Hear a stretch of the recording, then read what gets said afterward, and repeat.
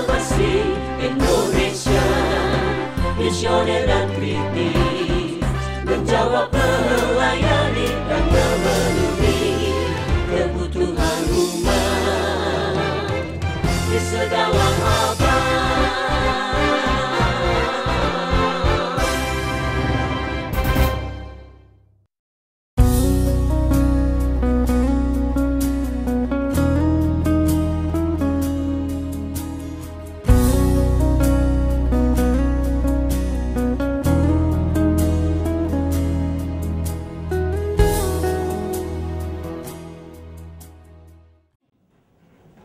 Hari ini kita memasuki hari pertama dari trilogi kenaikan. Mulai sekarang saudara-saudara, tiap Jumat Agung kita ada 7 seri. Tiap kali mau kenaikan kita ada trilogi kenaikan. Tiap kali reformasi kita ada reformasi 2 sisi. Dan tiap kali Natal kita ada rally Natal, Advent 1, 2, 3, lalu malam terang lilin dan Natal Raya. Semakin sulit karena harus mempersiapkan segala sesuatu berseri, itu tidak mudah. Ya, dengan keketatan sedemikian rupa. Tetapi selalu menyenangkan kalau itu kita sikapi sebagai penggalian terhadap kebenaran firman, menemukan esensi-esensi, keunggulan-keunggulan yang mungkin selama ini kurang terperhatikan kita. Karena itulah kita perlu terus belajar mencintai firman itu. Dan kali ini kita akan membuka di dalam trilogi kenaikan kita yang pertama, Yohanes pasal 6 ayat 60 sampai 71 akan menjadi renungan kita di minggu yang kudus ini. Yohanes pasal 6 ayat 60 sampai 71. Jika saudara sudah menemukan Yohanes 6 60 sampai 71, kita akan membaca bagian ini bergantian. Saya baca 60, saudara baca 61 hingga selesai 71. Yohanes pasal 6 60. Sesudah mendengar semuanya itu, banyak dari murid-murid Yesus yang berkata, perkataan ini keras, siapakah yang sanggup mendengarkannya?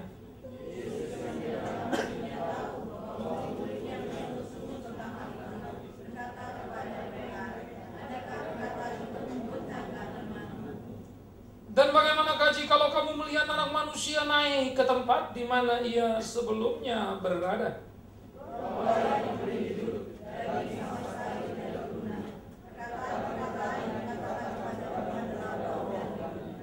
Tetapi di antaramu ada yang tidak percaya, sebab Yesus tahu dari semula siapa yang tidak percaya dan siapa yang akan menyerahkan dia.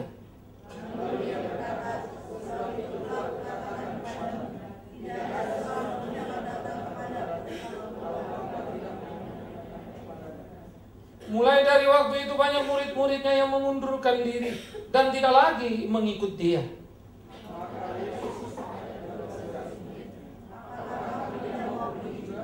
Jawab Simon Petrus kepadanya, Tuhan, kepada siapakah kami akan pergi? Perkataanmu adalah perkataan hidup yang kekal.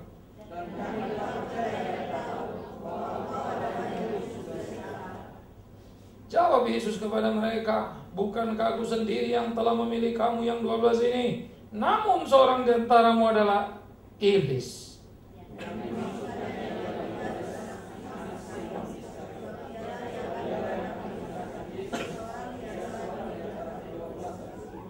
Pengajaran Yesus selalu membuat benturan keras, saudaraku yang kekasih, karena dia selalu bicara benar dan salah pada ritme yang jelas, hitam putih dan sangat tegas. Tidak ada gray area di sana.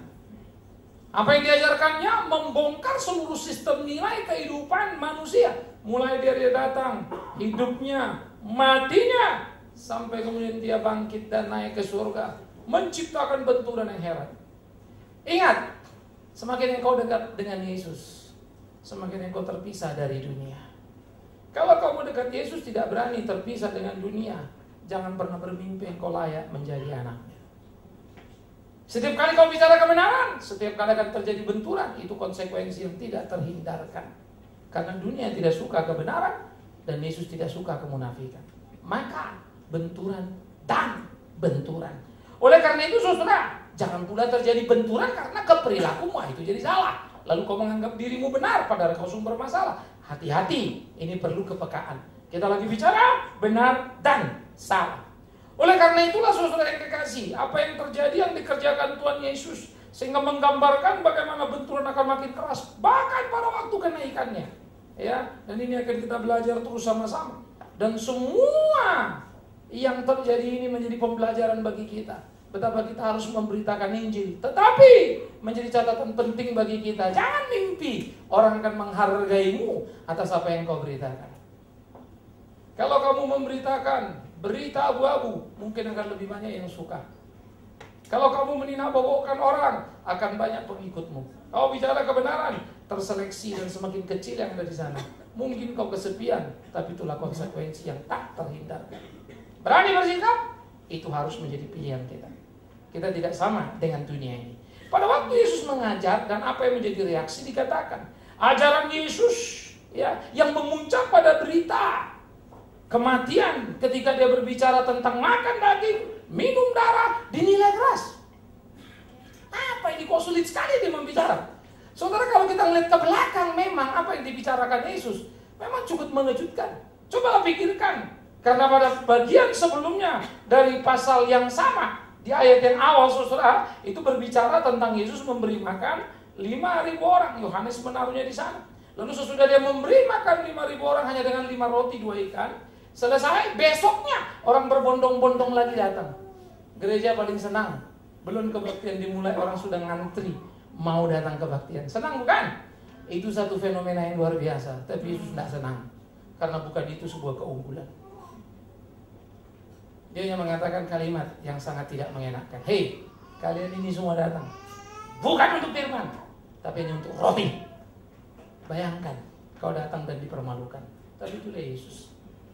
Saya tidak bisa mengatakan bahwa kalian datang ke gereja hanya untuk mau karena betul-betul menyenangkan Tuhan. Saya nggak tahu. Andai kata aku tahu, akan kutunjuk motifmu yang busuk itu. Cuma memang aku bukan Tuhan Yesus, jadi kalah jauh. Itu sebab kau masih bisa menipu aku, dan aku masih tertipu padamu. Tapi sebaliknya aku pun masih bisa menipu kau, dan kau tertipu padaku. Tetapi kejujuran adalah sesuatu bagian lain yang harus berani kita bicarakan. Kebenaran harus menjadi kebenaran yang tidak bisa disangka dalam kehidupan. Dan dia mengajarkan. Maka dia katakan kalian bukan datang untuk untuk firman, tapi untuk roti. Dia ngarahin tuh. Begitu kerasnya. Sehingga dia cenderung seperti mempermalukan orang, bukan? Di depan masa dia berkata kepada ahli Taurat itu, kalian ahli Taurat, imam-imam, masuk ke neraka kau. Tetapi lebih parah lagi, pintu surga pun kau tutup supaya banyak kawanmu. Waduh, lebih gila lagi ya. Sudah masuk neraka, mencelakakan orang lagi. Pintu surga dia tutup. Celakalah kalian pemimpin-pemimpin, bayar kalian. Dia pergi ke bait Allah. Pemimpin agama, kalian jadikan rumahku sarang penyamun. Bagaimana orang gak marah, saudara? Tapi yang dibicarakan memang fakta. Dan saya percaya kalau kita mau jujur, kita tidak suka dengan kata-kata Yesus. Kita tidak suka dengan cara Yesus. Karena kita terbiasa basa-basi. Saya banyak sekali diajak orang ngomong, Pak, jangan terlalu gitulah, mungkin bisa segini-gini. Kan bisa sampaikan dengan kata-kata seperti ini. Kadang-kadang saya pikir betul juga kalimatnya. Ya, bagus juga kata-katanya. Tapi saya teringat, itulah cara setan untuk menyesatkan kita. Selalu kita diajarkan kepada etika basa-basi. Saya paling muak, jangan pakai kalimat negatif, pakailah kalimat positif. Bacalah kalimat Tuhan Yesus. Banyak kali yang negatif, marahilah dia. Bayangkan dia bilang celaka kalian, masuk neraka kalian. Apa tak negatif banget itu? Kalian datang bukan untuk firman, untuk roti. Apa gak negatif amat itu? Ukuran apa yang kau kembangkan itu? Dunia sudah rusak. Pendeta kok gak santun ya? Mestinya pendeta santun dong. Kau tahu namanya santun? Itu hormat, respect. Tapi bicara, gak pakai santun-santun itu. Aku ini produkku. Suka kau dengar, gak pergi kau. Ngapain kau paksa aku mesti jadi santun-santun tak karu-karuan? Kalau ku paksakan diriku, lalu misalnya aku berubah dari seorang Batak yang kasar menjadi Jawa yang lembut ngomongnya, enak, neka-neko, ku tipu diriku. Tetapi jangan pernah suka di Mansirai kalau dia menipu dan omongannya tidak bisa dipegang. Kalau dia tidak bertanggung jawab, pergi, jangan tinggal. Jangan ikut, ngapain orang begitu diikuti.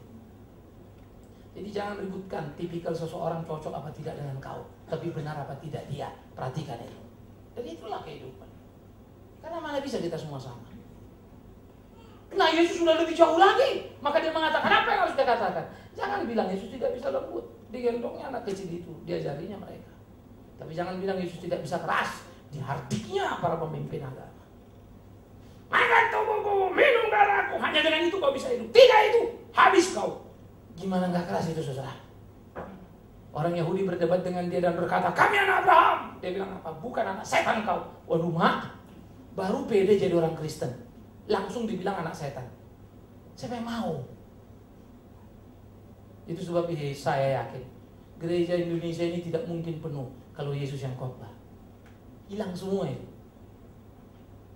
Gereja tidak akan suka ke gereja kalau Yohanes Pembaptis yang disuruh khotbah. Belum kita datang dilihatnya muka kita. Kau ular beludak, kau ular beludak, kau ular beludak. Jangan kebaktian kau. Buahkan dulu buah sesuai pertobatan. Gimana kita nggak marah? Gila, gua bagus capek-capek gua datang ngangkat kolektor lagi. Kita pikir surga tertarik uang kolektor. Tidak tertarik uang kolektor itu. Aku yang tertarik. Itu pendeta. Tuhan mau urusan apa ya? Oleh karena itu beda setengah mati. Apa yang Yesus mau? Saya jujur bergumul keras terhadap apa yang dikatakan oleh Tuhan Yesus. Karena itu memang berat. Untuk menentukan sikap. Jangan kalian pikir gampang untuk menentukan pola kita bergereja. Tidak gampang. Saya mesti menentukan sikap kemana gereja ini mau berjalan. Ini kita. Kita tidak sedang mengumpulkan supaya orang rame-rame di sini.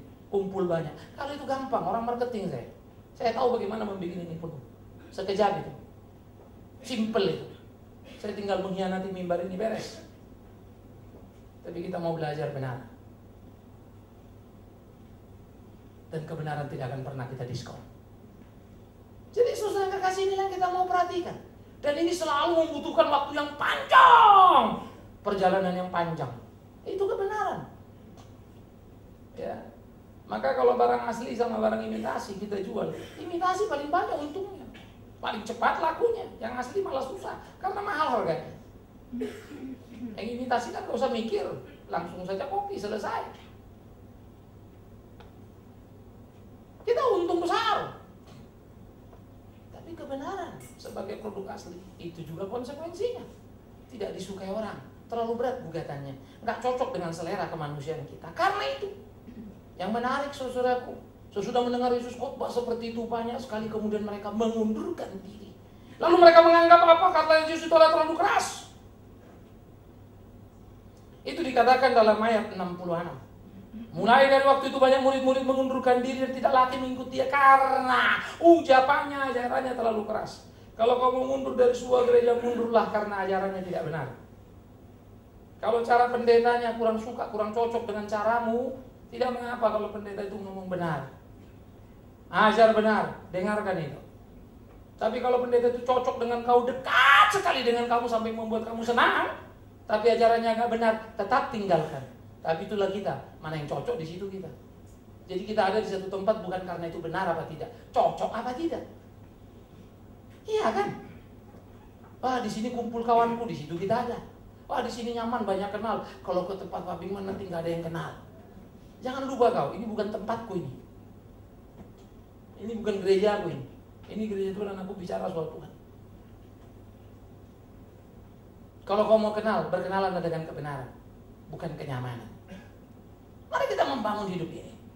Karena itu tidak lagi waktunya kita menjadi anak-anak Kristen yang cengeng. Karena bagi kita akan keras sekali ajaran Yesus, bukan? Tidak mengenakan. Orang datang kau bukan cari firman, kau cari roti. Hei kalian pemimpin celaka Buddha kau. Masuk ke neraka kau. Pura-pura kau beribadah, kau jadikan rumah bapakku sarang penyakit. Lalu pernah lagi kalimat, percuma orang ini menyanyi-nyanyi, kata Tuhan ya. Memuji memuliakan aku, hatinya jauh dari aku. Pikirannya busuk itu. Padahal kalau sekarang mari kita muliakan Tuhan. Saudara Tuhan senang di atas puji-pujian kita. Itu katamu, Tuhan sendiri stres dengar kau. Kau bilang aku senang, sejak kapan aku senang melihat kau? Sejak masuk pun aku sudah muak aku melihat kau. Kau nyanyi yang sudah lagu yang kau suka. Maka saya kalau ada orang bilang, Pak pilih lagu yang gila yang orang suka, Pak kan orang-orang anak-anak muda gini-gini. Saya banyak ajar orang. Kalau saya iyain saja, saya bisa kumpulkan banyak sekali. Kau mesti belajar. Jangan pernah kau pikir aku akan berubah hanya untuk membeli itu. Tapi sorry, jangan kau pikir aku tidak tahu. Mungkin aku lebih ngerti dari kamu. Karena saya orang marketing, belajar betul-betul. Saya tahu market khususnya dalam dunia rohani. Saya belajar psikologi sosial. Saya belajar fakta-fakta sejarah. Saya tahu bagaimana. Tapi saya tidak akan pernah mau berkelahi mengalahkan hati nuraniku ini. Walaupun kadang-kadang aku benci kalau harus benar. Tak suka, kurang enak kalau harus benar. Tapi itu. Sehingga baru saya ngerti artinya sangkal diri ya. Milih yang Tuhan mau, yang kadang kita kurang suka, kurang nyaman. Tapi harus, tidak bisa melarikan diri. Oleh karena itu murid-murid yang lain itu tidak suka. Nah, istilah murid harus dipahami. Murid Yesus banyak, tapi kalau mengacu spesifik itu 12 murid. Pembedaan murid-muridnya 12 murid. Nah, itu beda ya. Karena ada 70 murid dikirim, ingat itu? Masing-masing 22 70 murid 22 gitu ya. Nah, itu murid-murid, memang banyak murid-murid, dia ada laki, ada perempuan. Tapi 12 murid itu spesifik yang disebut rasul. Maka yang ini adalah yang bukan rasul, itu murid-murid itu pada pergi semua. Wah, udahlah nggak mau kita ikut guru kayak begini, pindah. Kenapa? Karena pada waktu itu banyak guru yang lain. Kalian tak mau gereja di sini, banyak kali gereja di Jakarta ini. Tinggal pilih kau. Ya, dari gereja yang dari awal sampai akhir ketawa terus ada. Ya, gereja di mana kamu nyanyi udah full entertainment ada. Begitu kamu dengar khotbah menyegarkan, mengenakkan karena mirip motivator, banyak. Tapi kamu tak tahu apa yang benar sebetulnya. Banyak. Ya. Tetapi kita mau kemana? Itu kan pertanyaannya kan. Kita mau jadi apa? Itu persoalannya. Nah, oleh karena itu, apa yang diajarkan di sini di dalam Alkitab menjadi pikiran serius kita, saudaraku yang kekasih. Jadi murid-murid itu pergi meninggalkan Yesus. Namanya orang meninggalkan gereja sudah biasa itu. Pergi dari Kristus sudah biasa itu. Kau tidak mau gereja ini, pergi ke gereja sana. Sebetulnya bukan pindah gereja kau. Cuma tidak suka kau beritanya situ terlalu keras ke kupingmu. Jadi kau kurang berharga di situ. Pergi kau ke tempat di mana kau berharga. Itu aja sebetulnya yang terjadi. Bodoh amat firman-Nya itu. Kita abaikan bukan? Itu sebab gereja paling sibuk. Kalau udah bikin gereja yang paling sibuk apa? Yang nyanyi siapa ya? Suaranya mesti keras, bagus, pemusiknya bisa undang orang dan segala macam. Itu bukan karakteristik kita itu. Mimbar ini. Kita berdoa supaya makin hari yang WL, yang singer makin hari makin baik, yang musik makin hari makin baik. Tuhan tolong. Tapi bukan pertama dan utama. Apa yang diberitakan itu yang utama di sini. Belajar dan belajar. Itu yang perlu. Jadi murid-murid pergi. Ingat ya. Yang khotbah siapa? Tuhan Yesus. Pertanyaan saya, ada tak pengkhotbah yang lebih bagus dari Tuhan Yesus? Hah? Nggak ada ya? Adakah yang lebih benar dari Tuhan Yesus? Nggak ada ya? Adakah yang kemudian pengkhotbah lebih menyenangkan dari Tuhan Yesus? Ada nggak? Banyak. Jangan bilang nggak ada. Menyenangkan banyak. Tapi yang benar nggak ada. Lebih setia nggak ada. Tapi Yesus ditinggalkan loh. Pikirkan baik-baik. Yesus ditinggalkan banyak orang. Gila ya. Itu Yesus. Saya mulai membayangkan berat amat ya. Jadi saudaraku yang kekasih, Yesus ditinggalkan. Orang tidak berminat. Dan Yesus berkata, mereka sudah pergi. Ditatapnya 12 murid itu lalu berkata, kenapa kalian masih di sini? Apa kalian tidak mau pergi juga? Waduh saudara.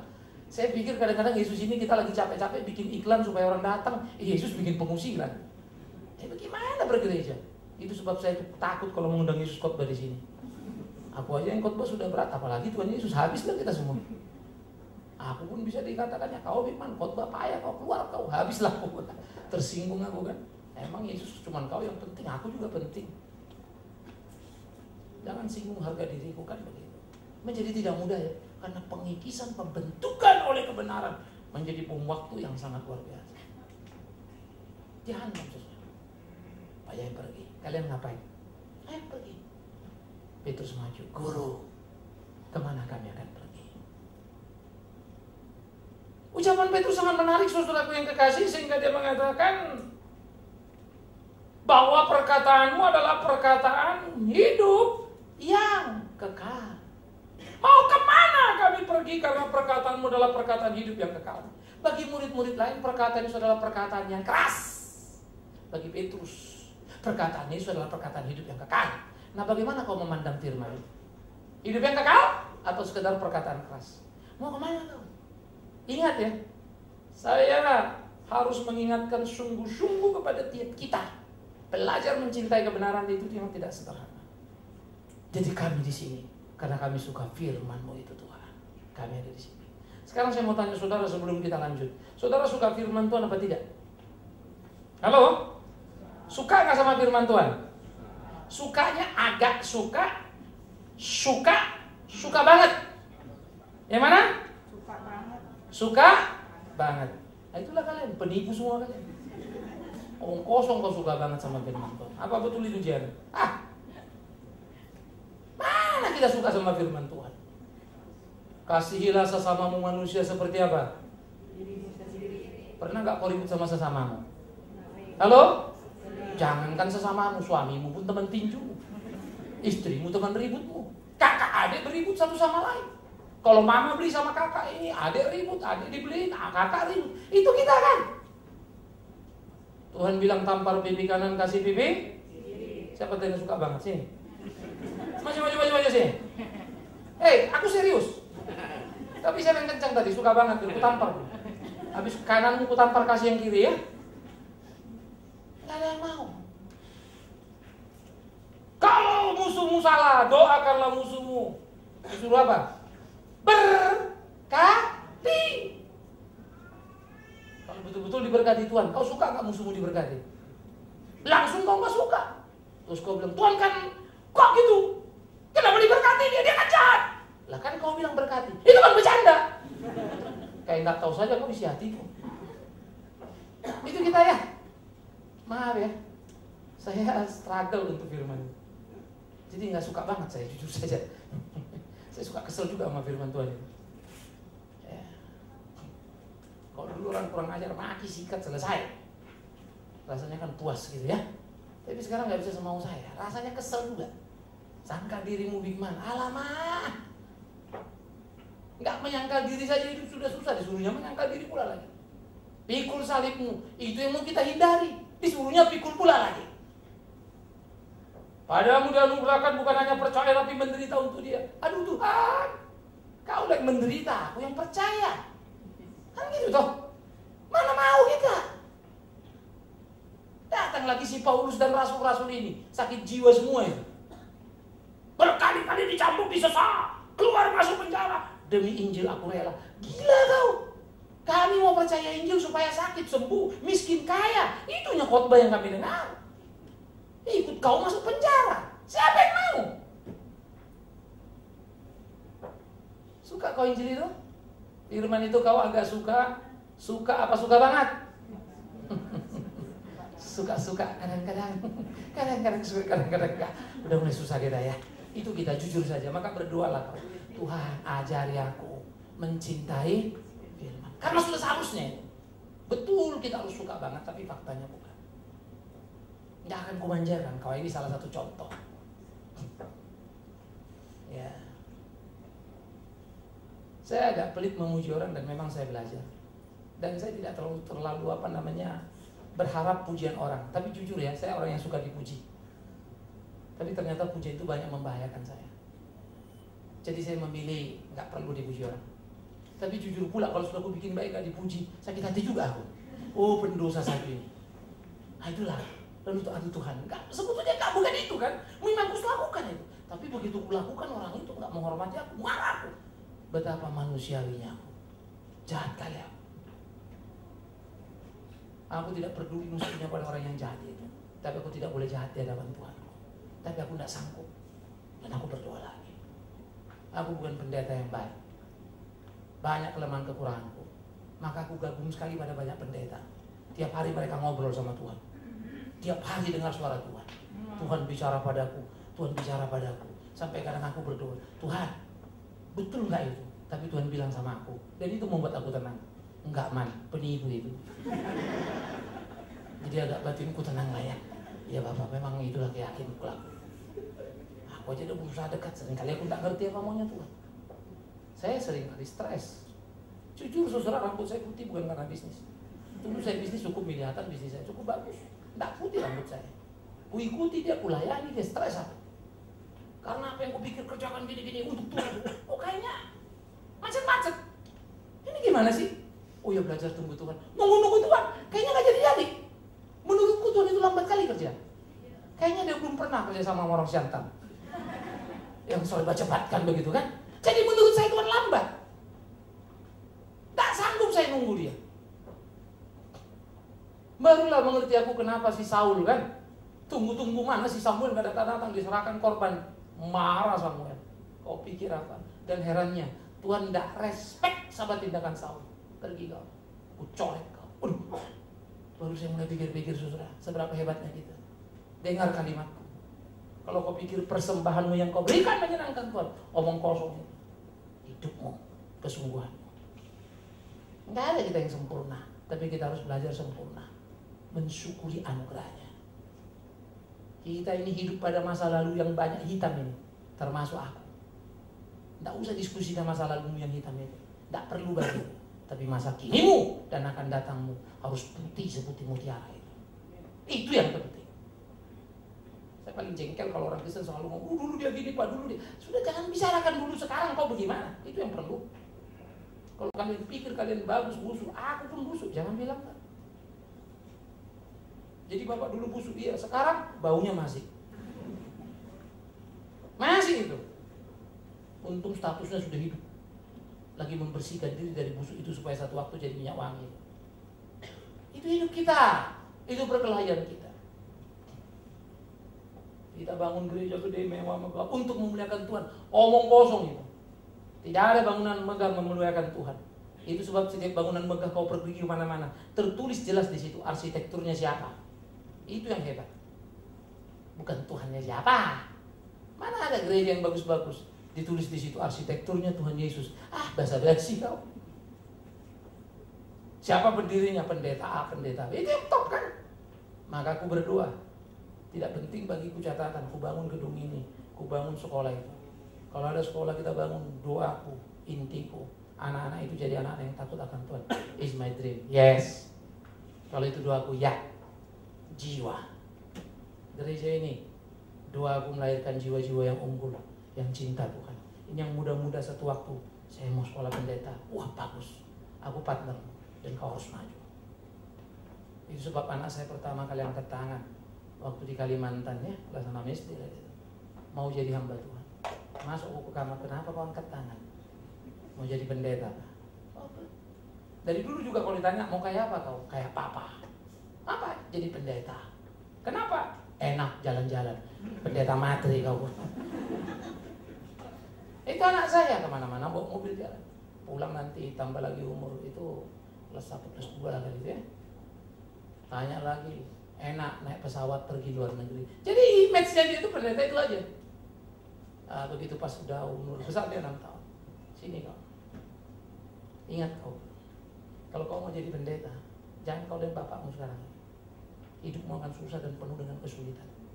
Bukan soal makan nggak makan, tapi jangan kau lakukan apa yang Tuhan tidak mau, tapi kau mau.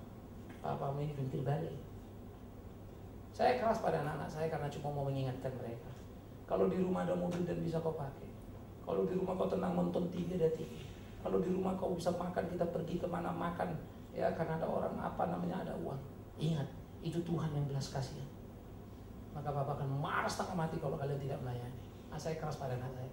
Enggak ada komando itu. Akan kutampar anak-anakku kalau dia pergi nongkrong, dia tidak ke gereja. Itu Bing Mansirait. Entahlah kau. Akan kutampar anak. Kalau sampai ku dengar, nggak harusnya dia pergi ke gereja, dia nggak ke gereja, dia nongkrong. Udah pasti. Bapak kok kejam amat. Lebih bagus dia ku tampar di sini. Babak belur luka-luka, asal dia ke surga. Daripada mulus nanti dia disambut sama setan. Mari sini nak, matilah kau.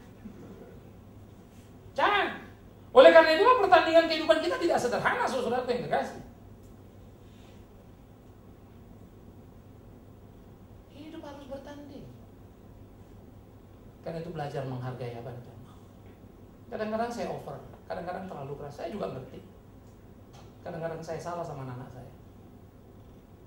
Tapi paling tidak posisi saya sudah benar. Hanya saja saya suka kebablasan, kurang penguasaan diri. Tapi lebih bagus aku di situ. Aku perbaiki salahku. Pertandingan tak gampang. Saya belum selesai hidup, masih terus berkelahi. hidup bertanding. Hari ini saya bersyukur pada Tuhan. Kathy, Kenan selalu ambil bagian di Sabtu ya, GPPB, Gerakan Pengabdian Pemuda Bangsa. Didik anak-anak di bawah jembatan. Saya berinteraksi dengan mereka. Wah, Pak, anak-anak susah diatur, Pak. Kadang-kadang aku kesel. Lalu saya ajar dia. Bertahun-tahun Papa kerjakan, sekarang kau baru belajar. Kalau cuma untuk kesal kau jengkel sama anak itu biasa. Bagaimana kau ubah dia jadi tidak begitu? Nah, itulah kau perlu pertolongan Tuhan. Kau harus berdoa. Kan namanya anak-anak bawah jembatannya lari sana lari sini, biar kan. Saya baru tahu kemarin gantungan mic di gereja rusak yang lantai 2 Salemba itu. Tanya dia, Gus, kenapa ini rusak? Anak-anak lari ditarik katanya. Ya tapi itu anak-anak harus diajar terus. Tapi cinta kasih itu seninya luar biasa, saudara. Keras harus peluk lagi, keras lagi. Waduh, memang berkeringat menjadi pendiri. Hari ini anak saya Keisha ada di Amerika. Ya, saya bersyukur karena di sana dia adalah pelatihan. 3 bulan ini dia ikut dari outreach, dari sebuah kampus outreach namanya ya, sebuah pelayanan untuk anak-anak profesional bagaimana bisa melayani Tuhan. Saya harap dia 3 bulan di sana dia belajar banyak hal. Biar dia berubah, menemukan apa itu hidup. Saya selalu sadar dekat bapaknya, apapun dikatakan bapaknya, tidak selalu 100% bisa direkam anak. Tapi jarak, kesendirian, pertandingan membuat anak itu merekam dengan baik. Dan saya berdoa, semoga dia dipakai Tuhan jadi alat yang luar biasa. Maka 3 anak-anakku aku rindu cuma 1. Mereka takut Tuhan dan melayani Tuhan. Entah mau jadi orang top terkenal apa, itu urusan Tuhan. Itu bukan bisnisku. Bagi saya tidak mengagumkan kalau anakku jadi menteri, tapi ditangkap KPK. Tak usah dia menteri, asal dia hidup benar dan punya citra hidup yang beres. Itu kekaguman. Berdoalah kita untuk anak-anak kita, amin. Supaya anak kita takut Tuhan. Itu menyelamatkan mereka. Uang itu datang dari Tuhan. Itu sebab jemaat, jangan kau cengeng pada dirimu, keraslah kepada dirimu, supaya kau bisa hidup seperti apa yang Tuhan mau. Hidup keluarga kami penuh kayak dongeng. Saya kadang-kadang kalau lihat mobil saya, ini ada mobil, ini anak pakai mobil, anak pakai mobil. Mobil ada. Saya ingat-ingat adanya mobil itu. Senyum kecut saya. Karena bukan uangku yang beli itu. Ada saja cara Tuhan sampai ada mobil itu. Kita dapat rezeki dari orang, wah ini Pak taruh sana taruh sini ambil bagian. Kadang-kadang pas mau ngasih itu aku mikir juga itu. Ini kalau aku kasih cepet habisnya ini kan gitu ya. Tapi aku tahu nih butuh, nggak kasih juga, udah kasih kan gitu. Tapi hanya malu aku sama Tuhan. Karena habis aku kasih nggak jadi kekurangan aku. Sempat turun ada lagi, baru saya belajar hanya malu, makin batal, makin malu. Padahal bolak-balik, berkali-kali aku ngalamin itu, berkali-kali tak lulus-lulus. Pikirkan itu di Mansirai. Akhirnya sampai aku pikir betapa bodohnya aku belajar tentang Tuhan itu. Tapi kalau lagi ada uang aku yakin tidak ada uang, tidak ada masalah. Padahal tidak ada uang, masalah juga sih. Hah? Aduh ini gimana ya? Begitu selesai baru malu lagi, aduh Tuhan ampuni aku. Kita kan suka bilang, wah saudara aku gak ada uang, Tuhan kasih uang, lo hebat loh Tuhan gini. Salah kau memahami judul itu. Yang pertanyaannya adalah waktu gak ada uang gimana perasaan? Takut tak gemetar. Sesudah ada uang gimana? Oh saya senang, goblok kau. Mestinya kau tahu siapa yang kasih uang, Tuhan. Bersyukurlah kau. Dan malulah. Gak ada uang kau takut, dikasih uang baru kau senang. Memalukan itu. Jadi jangan saksikan itu. Bodoh kau. Puji Tuhan gak ada uang, sekarang ada uang. Bukan itu kesaksiannya. Aku harus bersaksi, ada gak ada uangku. Udah gemetar aku, curiga aku. Gimana Tuhan kau gak pelihara aku. Tapi puji Tuhan, waktu Tuhan berikan uang ini diajari aku. Betapa dia pemelihara aku. Aku malu saudara. Nah itu baru. Itu kesaksian. Bukan gak ada uang Tuhan kasih. Tiba-tiba tetangga datang ketok-ketok. Pak saya kayaknya kelebihan cek deh. Ambil aja deh. Hebat loh Tuhan. Kayak dukun aja gua bikin dia. Bukan itu kekristenan. Belajar keras kepada diri. Makanya kalimat Tuhan Yesus ngeri ya. Di perjanjian lama pun Nabi teriak, bukan perpuluhanmu itu, bukan persembahan itu, doa puasa itu memuakkan aku itu. Baca Alkitab.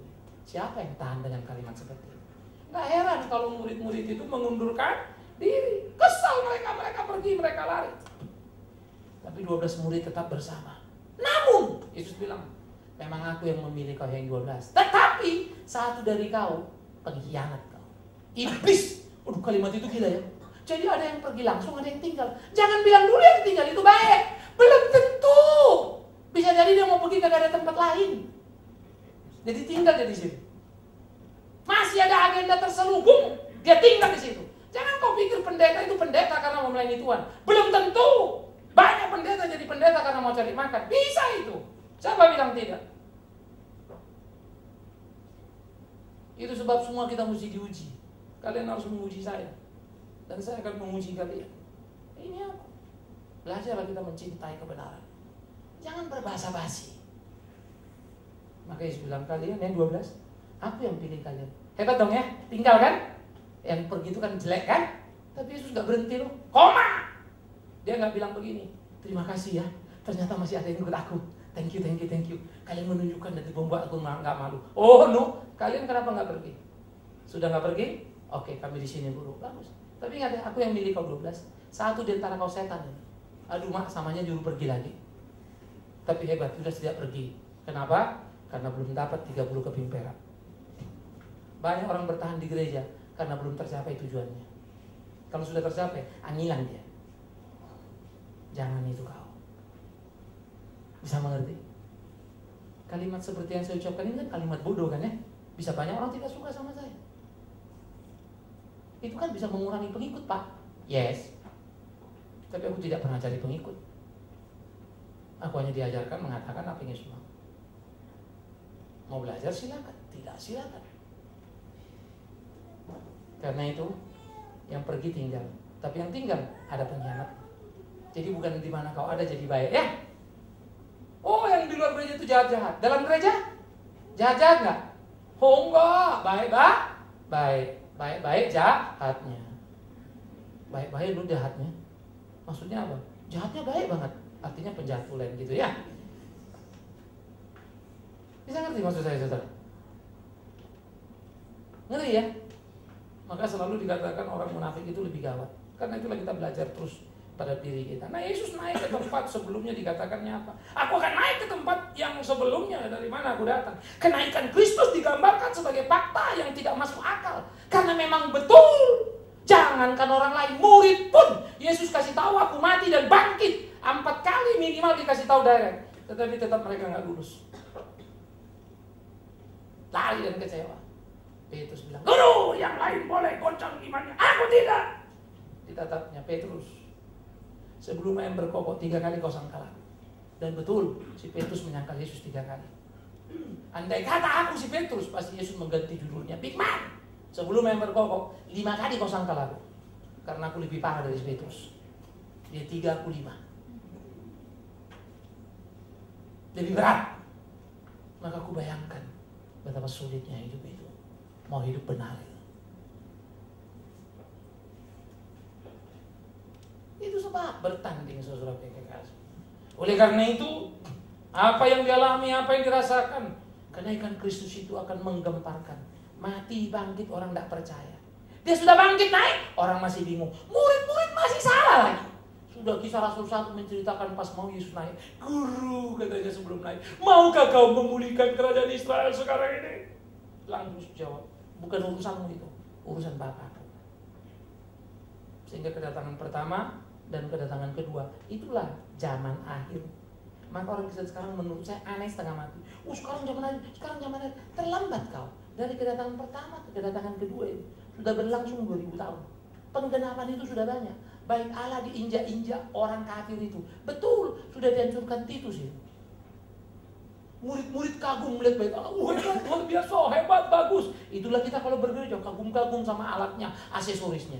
Yesus bilang, diam, jangan kau kagumi, itu akan rubuh, itu satu batu pun tidak ada.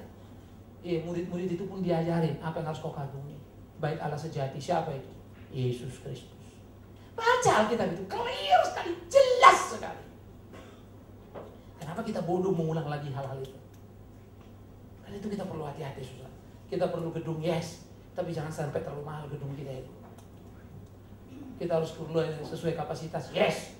Jangan juga terlalu ekstrim. Lalu kita kebaktian di jalan sana. Tidak perlu gedung, yang penting kebaktiannya. Susah nanti kita, FPI datang pula lagi repot kita. Tidak perlu cari penyakit yang gak penting. Bukan itu. Tapi jangan sampai aksesoris dalam gereja kita terlalu mahal. banyak orang miskin di luar sana.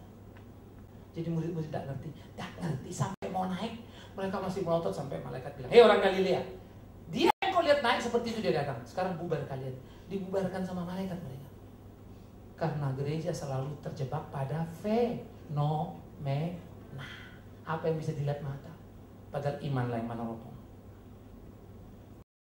Orang sakit kau lihat susah, fenomena. Orang sakit yang betul dia memuliakan Tuhan.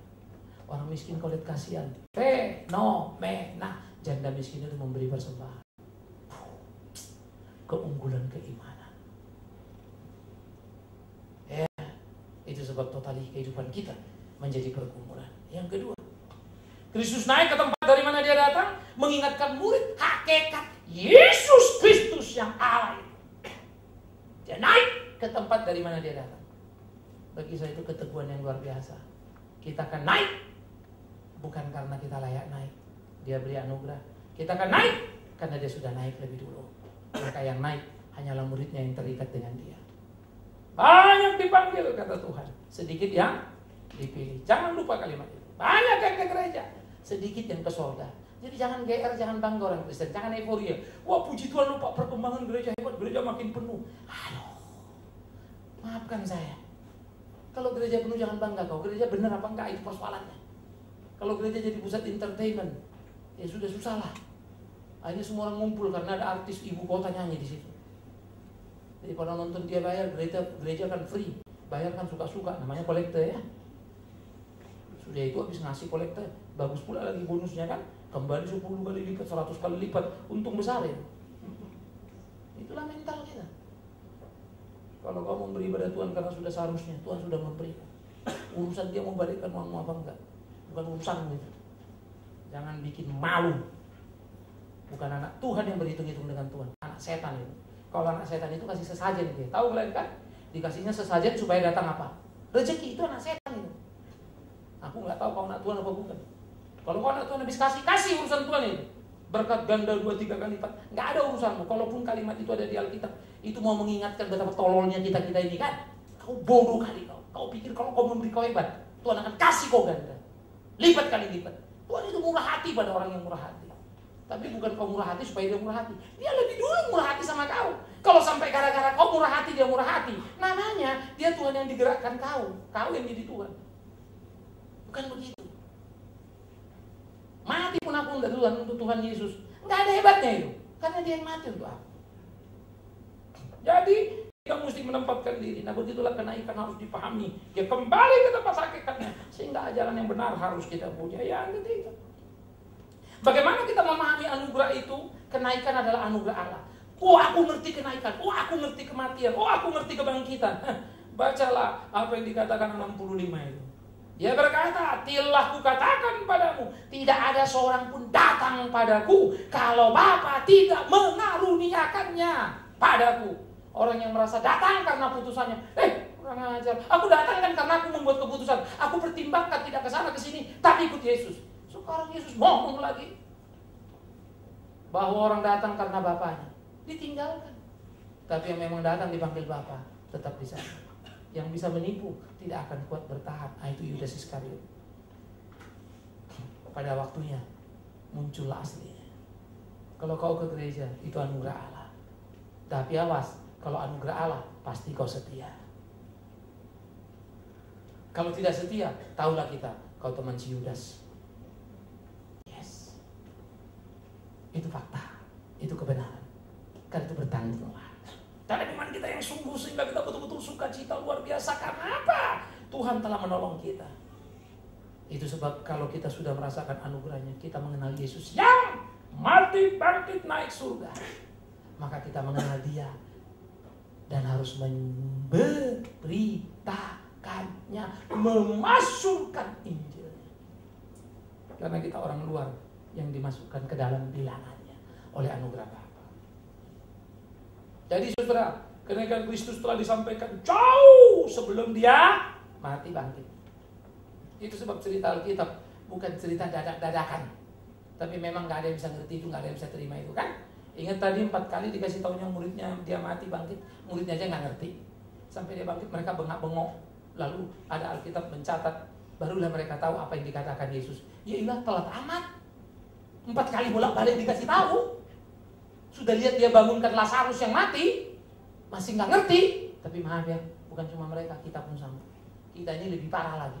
Sudah punya PR, punya PB, sudah punya semua peristiwanya, termasuk kegagalan para rasul, masih aja gagal. Lebih parah ya, lebih rusak kita kan. Ayo belajar serius.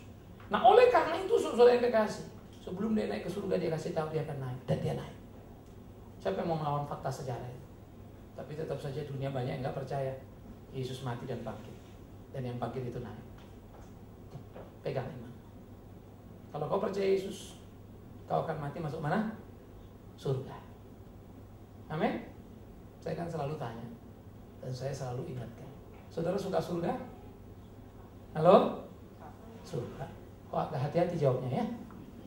Suka surga? Mau masuk surga? Lebih suka mana, surga apa dunia? Surga. Itu sebab saudara masih hidup. Kalau orang memilih, saudara milih hidup apa mati? Kalau lebih suka mati apa hidup? Hidup. Pilih hidup ya. Oke. Suruh milihnya hidup. Nggak mau mati ya. Kalau situ sakit keras, doa nggak? Minta apa? Malah bilangnya, Tuhan sembuhkan aku. Kalau sampai aku nggak sembuh, aku sih nggak apa-apa. Tapi apa kata orang tentang kau, nanti kau malu Tuhan. Tuhan pun di fait accompli. Ya. Kalau kau hidup, kau ada di dunia apa di surga? Dunia. Tapi kalau lebih suka mana? Surga. Tapi kalau sakit, doanya sembuh. Itulah kau. Apulan kau pikirkan sendiri. Ingat selalu kalimat itu ya. Saya suka malu pada diri saya. Saya siap mati. Tapi pas benar-benar saya ingatkan, mau mati beneran, ketakutan aku. Jadi Tuhan itu kesulitan, Tuhan bercanda banget sama saya. Oh big man, berani mati. Bagus. Dia buat satu peristiwa betul-betul mau mati aku. Ketakutan aku. Saya bayangkan Tuhan bercanda gitu. Terus dia bilang, halaman man, gue tahu lah kartu lu. Aduh dalam hati saya, udah Tuhan jangan lagi deh, jangan lagi. Bener-bener saya takut, sorry. Terlalu bersemangat seperti si Petrus. Ternyata ambruk juga. Dan saya terus belajar, membangun dari kecil. Jangan bombastis. Ku lihat diriku dan aku mau belajar. Iya Tuhan, harus belajar. Dan akhirnya saudara, bagaimana kita dalam berita Injil itu? Marilah kita belajar menikmati kerasnya firman Tuhan. Oke? Tapi ingat, belajarlah keras terhadap dirimu berdasarkan firman itu. Jadi bilang sama dirimu, hei jiwaku, jangan sombong kau, tunduk. Latih dirimu. Kau dihina, kau mulai marah sama orang. Mulai marah. Baru lagi, diam, kau harus tunduk. Tuhan perintahkan kita jangan marah, jangan balas. Itu membalas pengen. Tapi kau tahan. Ya. Ada satu pendeta pernah mengkhianati saya. Waduh, jengkel sekali. Yang paling saya benci adalah kalau orang memutar kalimat, jujur saja, saya sangat sensitif. Kalau anjing aku bilang anjing gak apa-apa, tapi di depanku. Jangan sekali-kali ngomongin aku di belakang. Oh, saya nggak bisa. Saya kata orangnya face to face. Tadi ada fitnah yang menurut saya gila. Pertama, lu fitnah. Kedua, lu pendeta fitnah bisa begitu. Gila betul gitu. Nggak masuk akal saya. Ya, sehingga saya marah sekali. Udah hampir mau saya shoot. Fakta data ada di tangan saya. Saya banyak teman-teman loyal. Udah rasanya marah. Tapi berdoa lagi.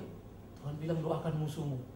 Ya, sampai kadang-kadang kita berdoa, Tuhan, lihatlah peristiwa ini. Sepertinya salah ajaranmu. Kurang kontekstual. Gak cocok. Berdoa lama, saudara, bergumul saya. Jujur saja, 3 bulan baru aku bisa tenang. Selama 3 bulan itu panas terus. Ingat itu panas lagi. 3 bulan aku baru tenang. Gila ya. Lama banget loh. Udah sekian bertahun-tahun peristiwa itu lewat. Satu kali waktu saya lagi makan sama istri saya juga tahu peristiwa. Mereka makan juga suami istri. Bapak, salam. Selesai makan, panggil waiters, meja itu berapa? Sudah hitung, gue bayar semua. Istri saya sampai tanya, lu bayarin dia? Mungkin dia kaget ya. Itu kan musuh berat kok dibayarin. Saya pikir ini hari kemenanganku ini. Bayar. Selesai, jalan aku. Agak kesel juga. Kenapa tadi gue bayar? Gila lagi ya. Gue salam dia, Bapak jujur aja dalam hati. Kenapa lah tadi gue bayar gitu ya? Karena kan bilang, udah ya saya udah bayar ya. Itu udah ya, sorry. Bapak udah bayar Pak? Iya. Terus kita pergi. Tapi habis itu senang sebentar itu ngeliat dia gelagapan. Habis itu aku mikir lagi, kenapa pula mesti gue bayar dia? Gila nggak? Padahal kerjaan gue baik. Suara pertama itu baik, tapi suara kedua segera datang. Jadi nggak bisa 100% ku nikmati. Cuma 70% lah ya. Di atas 50 masih mending lah ya. Tapi masih jelek rapotku. Sudah aku lakukan. Itu akan jadi cerita besar kan? Mulut siapa lagi mau bilang itu? Tapi hatiku sendiri tidak 100% menikmati. Betapa beratnya. Maka aku harus keras kepada diri. Firman, lihat, payah kau. Saudara-saudaraku yang kekasih di dalam Tuhan, yang kedua, kita belajar menikmati kerasnya firman Tuhan dan keraslah terhadap diri. Maka yang kedua, tegar dan tahan ujilah sebagai orang percaya, sehingga kita dapat jadi model. Buat apa kau banyak bicara tapi tidak kau lakukan? Belajarlah melakukan. Karena itu jujurlah. Jangan bercerita lebih dari yang fakta.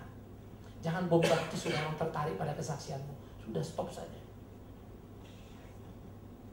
Kalau mau bersaksi selalu ingat kejujuran batinmu, pergolakanmu, pergumulan, katakan itu. Itu yang harusnya kita saksikan. Jadi jangan bikin supaya orang senang.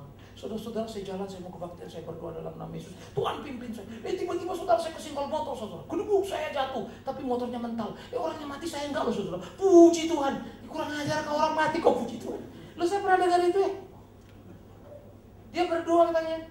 Sesudah berdoa mau kebakaran rumahnya, dia berdoa, Tuhan semoga rumahku gak kebakar. Haleluya, saudara, angin bertiup tidak masuk ke rumahku. Rumah tetanggaku yang terbakar. Puji Tuhan, Tuhan Maha Kuasa. Saya bilang kurang ajar. Saya nggak bisa nikmatin itu. Tapi yang lebih kurang ajar lagi jemaat, semuanya tepuk tangan. Ya, apa orang gila ini kumpul semua. Terbakar di sebelah sana. Kalian maaf ya, banyak orang bersaksi dan saya kalau sudah waktu tertentu saya berdiri, saya habis ini. Satu ibu bersaksi, saya ke Alaska, lagi kita tur naik China Airlines. Tiba-tiba saudara, mesin itu terpaksa harus mendarat dengan satu mesin karena beberapa rusak. Wah, itu mengerikan, saya berdoa teriak, Yesus. Puji Tuhan, pesawat mendarat dengan normal. Haleluya, Yesus Maha Kuasa. Saya pikir titik koma pula lagi dia. Sayang ya, saya cuma berpikir, saya kemudian pulang Indonesia dengar ada orang naik Adam yang jatuh itu yang hilang itu tuh. Ya. Pasti nggak ada mereka yang berteriak Yesus. Kalau saja mereka berteriak Yesus, pasti pesawat itu nggak celaka. Padahal ada 5 pendeta di situ ya, yang satu rombongan. Habis itu saya khotbah. Kalau you ditolong Tuhan, good, saksikanlah. Tapi kalau you lebih ngerti apa yang Tuhan kerjakan, celakalah. Maaf ya. Jangan pernah berkata, pesawat itu jatuh, Tuhan tidak tolong. You nyakitin hati banyak orang. Saya ngomong di khotbah depan orang banyak. Saya kalau sudah begitu, saya agak ekstra. Sorry. Saya terlalu percaya. Banyak yang selamat, yang tenggelam. Mau jatuh dari kapal, kau mau jatuh dari kapal, dari pesawat, kau tenggelam, kau hancur, kau ditabrak mobil, kau apapun kau. Bukan itu urusan matimu yang dekat Tuhan, tapi hidupmu setiap hari. Kalau memang orang itu tidak berteriak nama Yesus tidak ditolong, maka celakalah Yesus itu sendiri. Karena mati tersalib dia.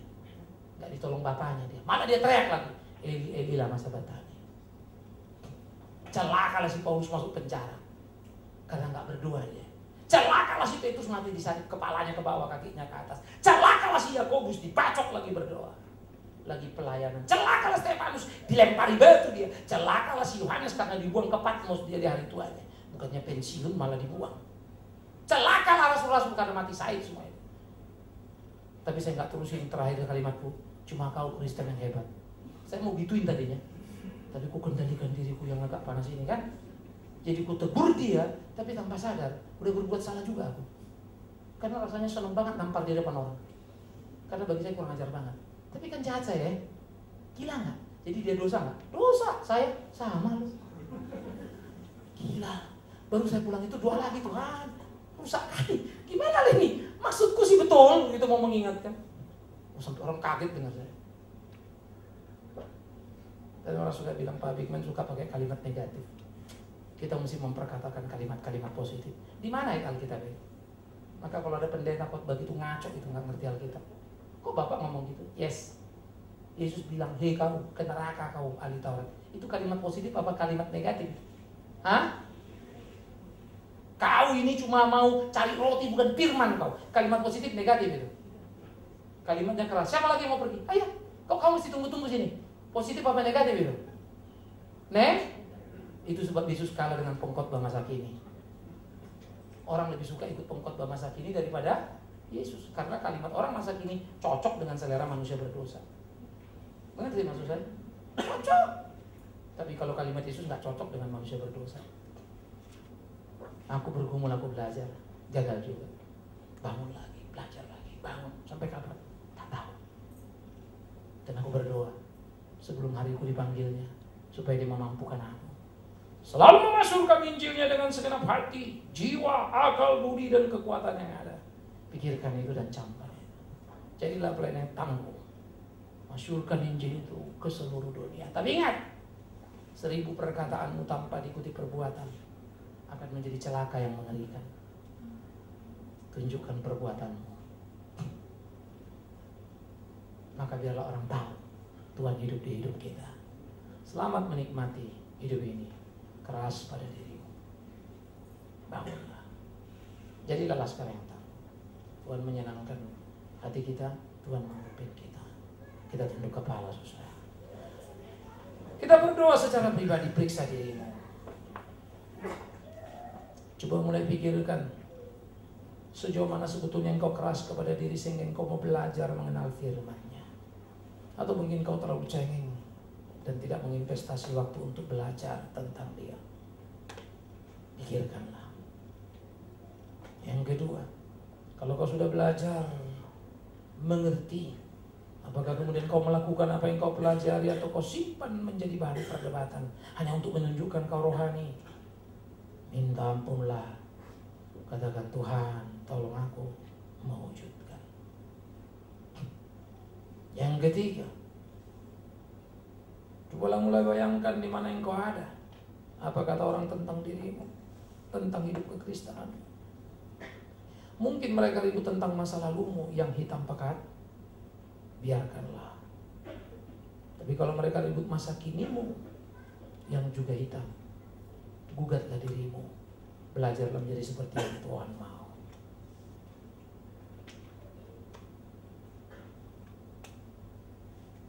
Mulailah pikirkan. Ketika gereja menginvestasi waktu, saya investasi waktu, kesempatan terbuka untuk orang belajar. Letih badanku, tertumpuk dan terbeban pikiranku. Dan untuk menyenangkan hati Tuhan, aku persiapkan yang terbaik. Belajarlah engkau mempersiapkan waktumu yang terbaik. Belajarlah engkau menginvestasi hari-harimu untuk hal yang bermutu, supaya kau jadi alat Tuhan yang tangguh itu. Jangan menyerah terhadap dunia ini. Tuntutan pekerjaan memang semakin sulit. Tantangan semakin berat. Tapi tidak boleh menjadi alasan untuk kita tidak beribadah kepada Tuhan di dalam gerejanya. Tidak boleh menjadi alasan untuk kita tidak belajar kebenarannya. Bertandinglah. Dan ingat, Tuhan tidak pernah berkata kau akan masuk ke kandang domba dan bergaul dengannya. Tapi Tuhan berkata, kaulah domba yang kuutus ke tengah serigala. Bertandinglah. Tak ada harapan. Iya, tapi jangan lupa, bukan kau, Roh Bapa yang akan mengajar kau apa yang akan kau ucapkan. Belajarlah sabar menunggu waktunya. Cerdik seperti ular, tulus seperti merpati. Itulah orang yang cerdik, itulah yang tulus. Selalu menunggu waktu Tuhan. Dia tidak mau salah seperti Saul bersalah. Betapa presisinya, betapa tingginya nilai itu. Tapi kita belajar menggapainya. Jatuh bangun mungkin kita dalam hidup ini, tapi berdiri tegar katakan, Tuhan, pegang tanganku. Take my hand, oh my Lord, day by day in my life. Biar hidup kita memuliakan Dia.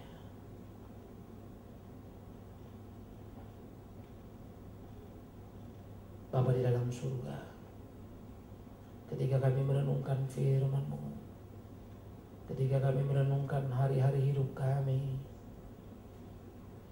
berjalan. Kegelapan sering menghadang kami, terangmu datang menyingkap. Kami terus melangkah, terasa susah jatuh bangun kami. Tapi kami seringkali cengeng dan berteriak, kenapa begini, kenapa begitu. Tapi berdoa sekarang ajar kami tangguh, tegar. Lebih bagus kami terluka, bahkan parah asal di pelukanmu. Jangan biarkan kami sehat tapi terlena di luar sana.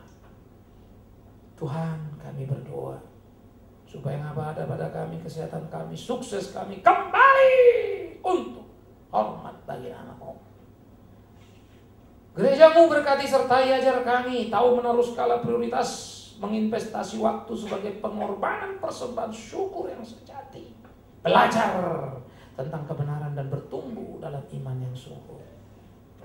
Kami berdoa supaya Tuhan juga mampukan kami hidup melewati hari-hari, sehingga tiap kami menjadi pengurus, ajari kami untuk bercermin diri dan saling mendukung, bukan saling meniadakan.